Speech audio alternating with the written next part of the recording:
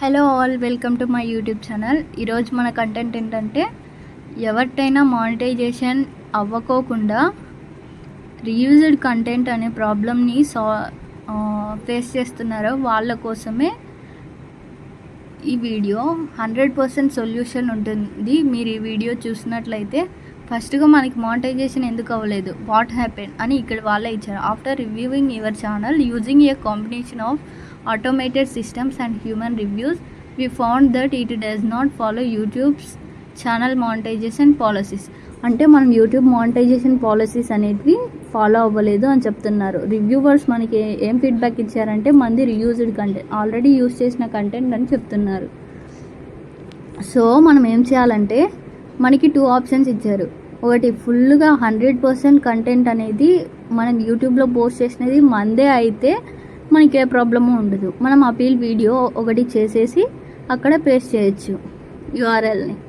అంటే మనం appeal video చేసేసి దాన్ని యూట్యూబ్లో పోస్ట్ చేయాలి. అంటే పబ్లిక్ అని ఉంటుంది కదా, ఆ పబ్లిక్ అని తీసేసి అన్లిస్ట్ అని పెట్టేసి వీడియోని పోస్ట్ చేయాలి. పోస్ట్ చేసిన తర్వాత ఆ యూఆర్ఎల్ని తీసుకొని వచ్చి ఇక్కడ పేస్ట్ చేసి స్టార్ట్ అపీల్ అని బటన్ ఒకటి ఉంటుంది ఇక్కడ ఆప్షన్ 1 కింద.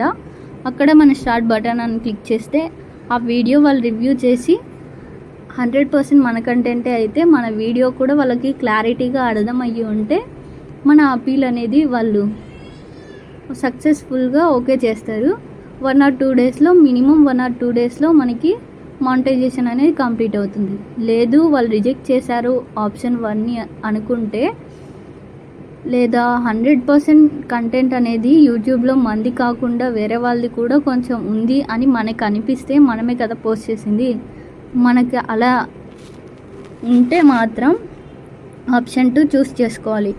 ఆప్షన్ 2లో edit your channel and reapply, review our feedback, then make changes to your channel. Changes can include editing or deleting videos and updating video details. You can reapply starting from 30 July 2025 as long as your channel meets the following requirements.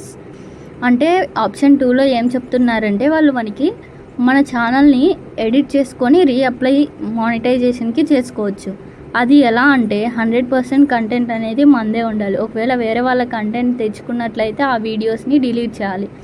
First మన ఛానల్లోకి వెళ్ళి మన channel యొక్క long videos ఉంటాయి కదా, ఆ videos check చేసుకోవాలి.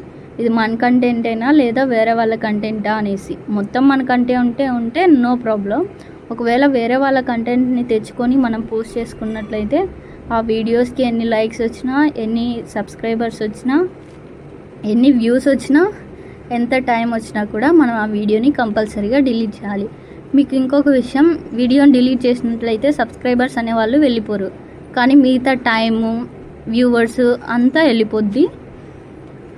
అలా చేసినట్లయితే మనకు వాళ్ళు ఒక టైం ఫ్రేమ్ అనేది ఇస్తారు. ఆ టైం ఫ్రేమ్ లోపల మన వీడియోని మనం ఎడిట్ చేసుకొని రీఅప్లై చేసుకుంటే, వేరే వాళ్ళ కంటెంట్ ఏమన్నా ఉన్నా ఆ వీడియోస్ని అన్నిటినీ డిలీట్ చేసి మన కంటెంట్ మాత్రమే ఉందనుకోండి, వాళ్ళు ఇచ్చిన టైం ఫ్రేమ్లో మనం మన వీడియోని ఎడిట్ చేసుకుంటే మాత్రం, మన ఛానల్ని కూడా ఎడిట్ చేసుకుంటే మాత్రం మనకి మానిటైజేషన్ అనేది కంప్లీట్ అవుతుంది. అది కూడా మనం పాలసీస్ అన్నిటినీ టచ్ అవుతేనే. ఎలా అంటే 4000 వాచ్ అవర్స్, 1 lakh వ్యూస్ ఇలా ఉంటాయి. ఒకవేళ పాపులర్ వీడియోస్లే వేరే వాళ్ళటి అయ్యి ఉంటే మాత్రం మానిటైజేషన్స్కి అనేది మళ్ళీ టైం అనేది పడుతుంది, ఆ పాలసీస్ అన్నీ రీచ్ అయ్యేసరికి. సో వీడియో చేసే ముందే, ఛానల్ పెట్టే ముందే, మీరు వీడియో పోస్ట్ చేసే ముందే ఆలోచించి పోస్ట్ చేయాలి. వేరే వాళ్ళ కంటెంట్ పెట్టడం వల్ల మనం ఫేస్ చేయాల్సింది ప్రాబ్లమ్స్ తప్ప ఇంకొక యూజ్ ఏం లేదు. అదే అర్థమైంది, మీరు కూడా తెలుసుకోండి. సో ఎవరైనా మీ కంటెంట్ మాత్రమే పోస్ట్ చేసుకోండి. మిగతా వాళ్ళ కంటెంట్ని పోస్ట్ చేసుకోవడం వల్ల యూజ్ ఏం లేదు. ఇంకా మానిటైజేషన్ అనేది లేట్ అవ్వడం తప్ప ఫాస్ట్గా అయ్యే ఛాన్సెస్ ఏమీ లేవు.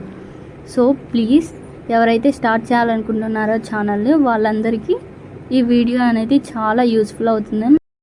Thank you for watching. Please like, share and subscribe to our channel.